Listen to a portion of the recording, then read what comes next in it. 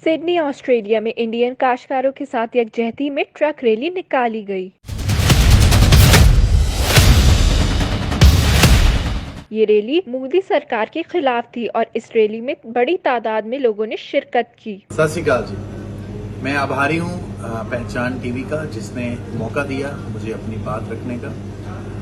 मैं शुक्रिया अदा करना चाहूँगा सारे हमारे दोस्तों का, पाकिस्तानी भाइयों का, और भी बहुत सारे। मैं किस कंट्री का नाम लूँ, किस मज़हब का नाम लूँ, शुक्रिया अदा करता हूँ हर सब उस शख्स का जिसने हमारे इस प्रोटेस्ट का हिस्सा बने।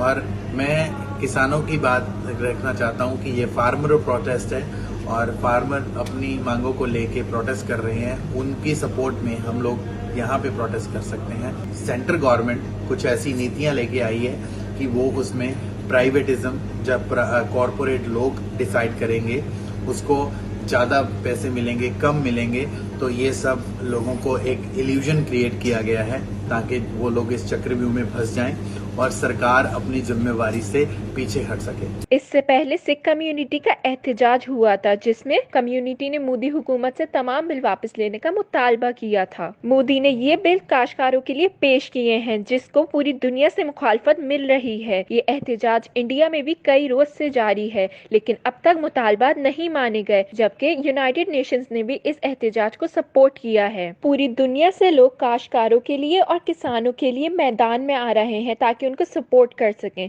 लेकिन मोदी हुकूमत मानने को तैयार नहीं है। अलिशबा समीर, पहचान टीवी।